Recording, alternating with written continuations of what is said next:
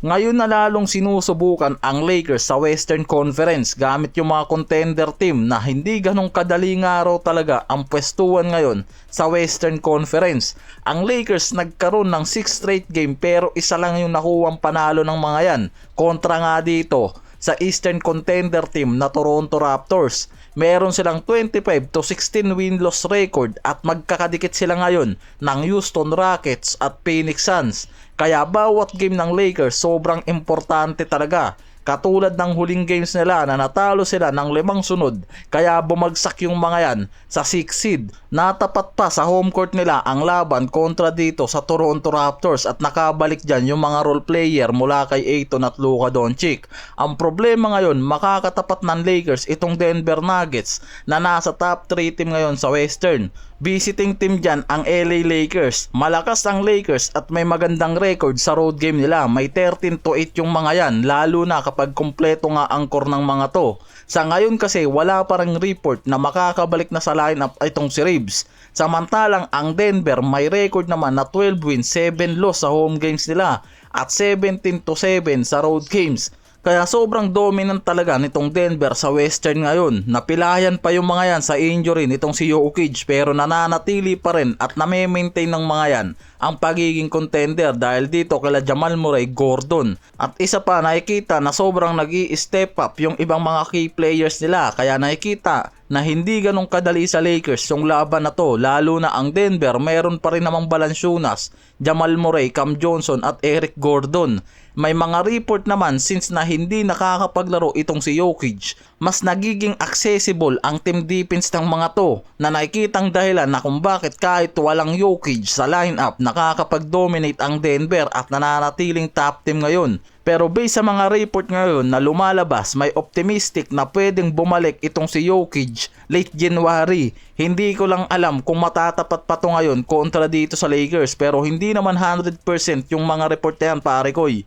Ang Lakers kahit paano mas nagiging effective kasi ang dalawang superstar duo ni Luka at Lebron dahil sa 10 games na dumaan sa mga to si Luka nakakapag-average ng 29.5 points per game samantalang si LBJ pumapasok pa rin yung average niyan sa 26 points per game. Kaya nakikita na kahit hindi makapaglaro si Reeves, gumagana pa rin ang mataas na team offense ng Lakers. Plus contribution nitong si DeAndre Ayton sa opensa at depensa. Yun nga lang, kailangan nga raw talaga na mas maging consistent pa yung numbers nito na binibigay para sa support scoring sa duo ni Luka at Lebron. Katulad ng performance niya na ginawa kontra dito sa Raptors. Naka 3 games skid sa road game ang Lakers kaya pressure talaga ang sitwasyon nila ngayon kontra dito sa Denver. Kung gusto talaga nilang makabalik pa sa winning form, ito yung pagkakataon nila na putulin ang 3 game loss streak nila sa road game. Ang problema, natapat pa sila kontra dito sa Denver.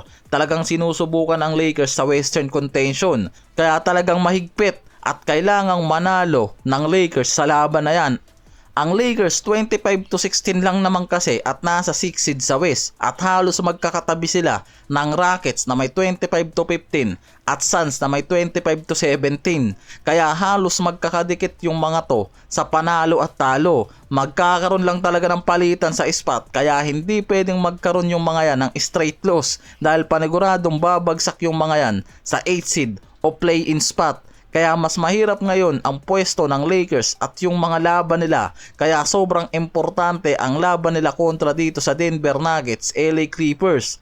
Dahil may mga pareho silang win-loss record, mas nagiging komplikado ngayon ang tiebreak rules depende sa head-to-head o division record, conference record at net points. Kaya kung hindi maganda yung head-to-head ng Lakers kontra dito sa Houston Rockets o Suns, pwedeng manatili o bumaba pa ang Lakers mula sa 6 seed kung matatalo sila nitong Denver Nuggets. Kahit magkaroon sila ng tiebreak dito kasi para sa Suns at Rockets, nakadepende pa rin sa net points yung babagsakan ng Lakers. Kaya hindi pa rin talaga komportable ang Lakers dito sa 6 seed. Tapos susunod pa nilang makakalaban dyan ang LA Clippers na kahit hindi maganda ang record ngayon sa Western, meron pa rin mga superstar at veteran player na nakaugnay kaya hindi pa rin secured ang panalo nila dyan.